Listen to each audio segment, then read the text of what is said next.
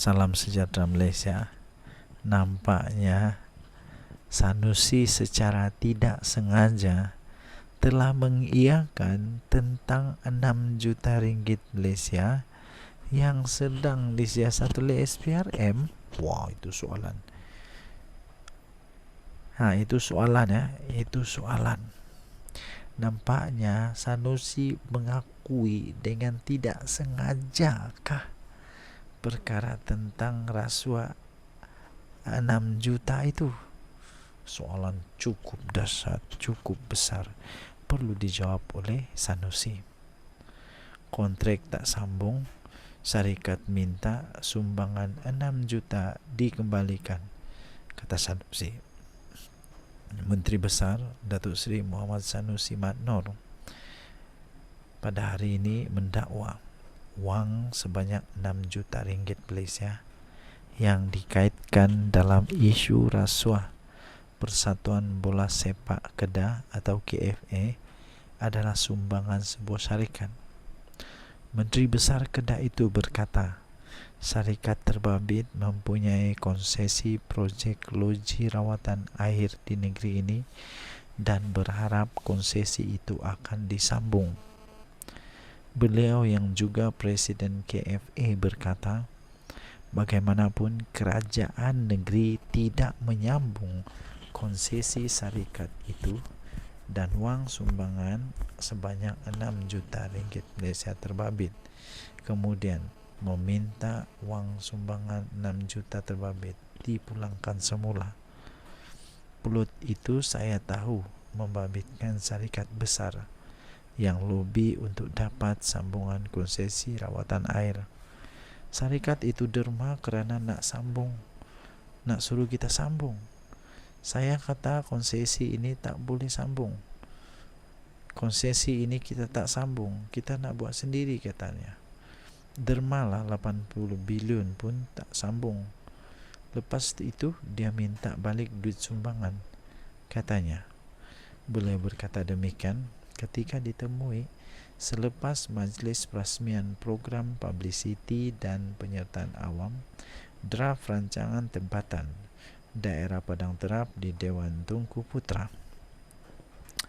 Beliau ditanya mengenai dakwaan plot yang berlaku dalam pelbagai isu, termasuklah penahanan reman Ketua Pegawai Eksekutif CEO KFA membabitkan isu rasuah yang dikatakan sebanyak 6 juta ringgit Malaysia.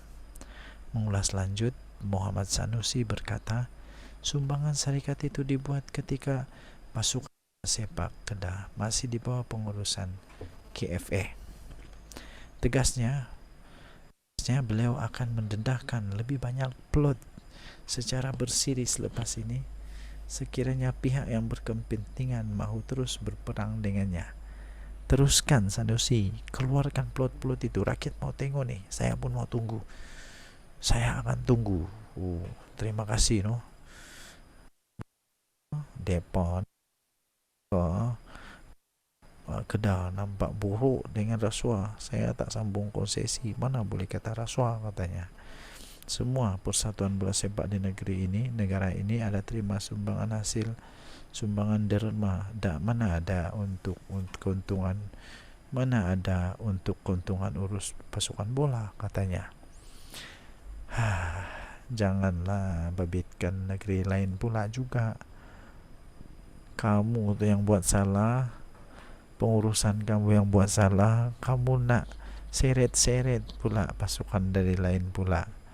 Pada masa sama, Muhammad Sanusi mengingatkan agensi penguatkuasaan tidak menjadi baruah suruhan kepada pihak yang memiliki kepentingan politik tertentu.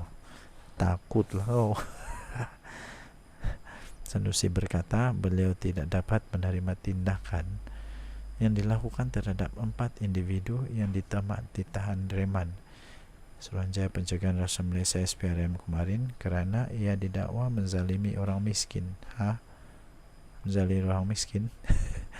Kemarin media melaporkan Suruhanjaya Pencegahan Rasuah Malaysia SPRM menahan reman 4 individu termasuklah CEO KFA yang mana masing-masing berusia di antara 40 hingga 60 tahun bagi membantu siasatan kes meminta dan menerima rasuah berjumlah 6 juta ringgit Malaysia. Wang rasuah berkenaan dipercayai sebagai balasan bagi membantu seorang pemilik syarikat mendapat tender projek pembinaan liter lumba dan projek mengurus, mengoperasi dan menyelenggara 5 loji rawatan air di negeri Kedah. Denyut tadi suara rakyat bergema di channel ini. Bye-bye. Salam sejahtera Malaysia. Setelah sekian lama nama Datuk Seri Najib Tun Razak tidak disebut, akhirnya malam tadi kawan telah bertanya kepada saya, apakah Najib akan dibebaskan? Dan paling penting, bolehkah Najib dibebaskan? Bolehkah Najib dapat pengampunan penuh daripada Diraja Malaysia? Dapatkah dia pengampunan penuh itu? Pada hemat saya, tidak. Kenapa? Walaupun pemenjaraan dia sekarang itu dia diampuni, tapi ingat, dia masih lagi ada risiko, masih lagi ada kes yang sedang berjalan.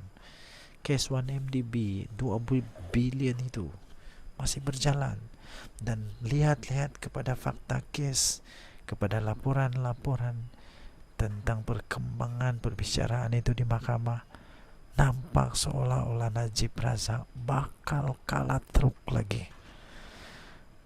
Jadi kalaupun dia dibebaskan daripada pertuduhan untuk kes SRC, walaupun dia dibebaskan itu, tapi belum tentu dia bebas sepenuhnya.